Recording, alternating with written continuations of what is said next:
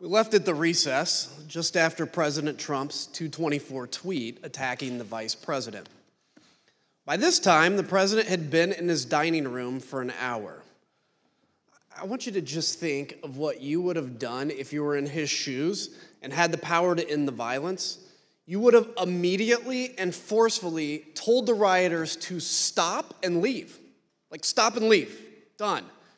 As you heard, that's exactly what his senior staff had been urging him to do.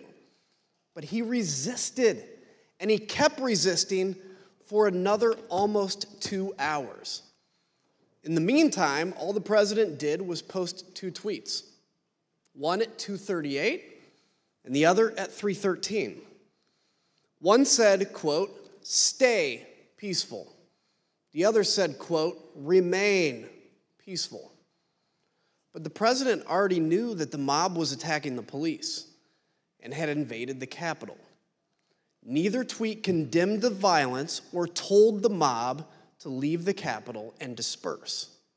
To appreciate how obvious it was that President Trump was not meeting this moment, it's helpful to look at the real-time reactions of his own son, Don Jr., to the first tweet, captured in a series of text messages with Mark Meadows.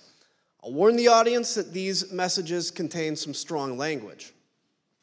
As you can see, Don Jr. first texted Mr. Meadows at 2:53. He wrote, "He's got to condemn this shit ASAP. The Capitol Police tweet is not enough." Mr. Meadows replied, "I am pushing it hard. I agree." Don Jr. responded, "This is one you go to the mattresses on. They will try to fuck his entire legacy if it gets worse." Here's what Don Jr. told us he meant by go to the mattresses. At 2:58, when you say that that Mr. Meadows needs to go to the mattresses on this issue, when you say go to the mattresses, what does that mean?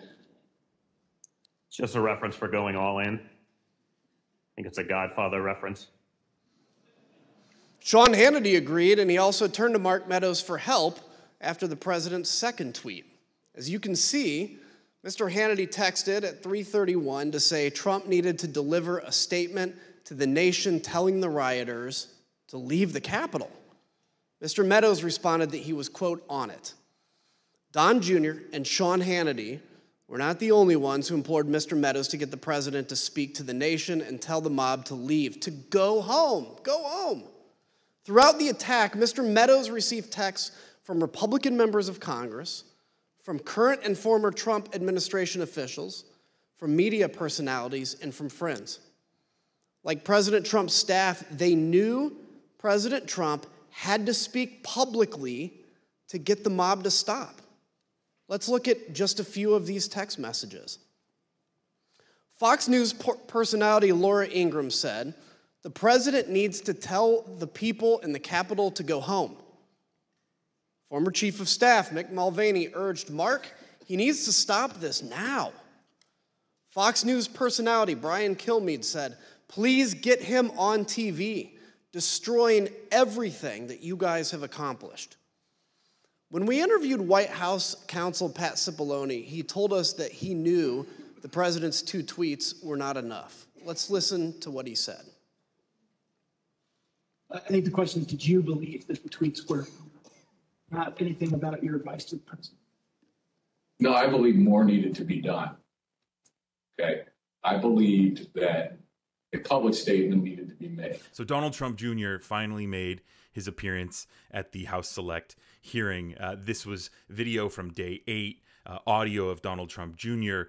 Telling Mark Meadows that he needed to go to the mattresses for Donald Trump to actually squash the Capitol riot, to tell the rioters to go home, that he was afraid it was going to screw up his legacy royally. And then the next clip, the next slide, was of all these messages from Fox News hosts who were messaging Mark Meadows, telling him that, you know, what they need to do, that they need to stop, that Donald Trump needs to go on camera. He needs to send a message saying that these people need to go home, which Donald Trump didn't listen to, right? For 3 hours, he didn't listen to anybody until it was very clear that the rioters were not going to be successful. But this clip is another reminder of the insanely just the relationship between Fox News and Donald Trump and the White House and Republicans is completely inappropriate. And the hypocrisy of these Fox News hosts who bemoan the liberal media and their connections with Democrats, when have we ever seen text messages from a CNN or MSNBC or ABC or NBC anchor messaging anyone within the Clinton administration, Obama administration, Biden administration? No.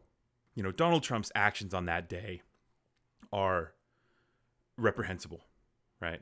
There's no excusing that.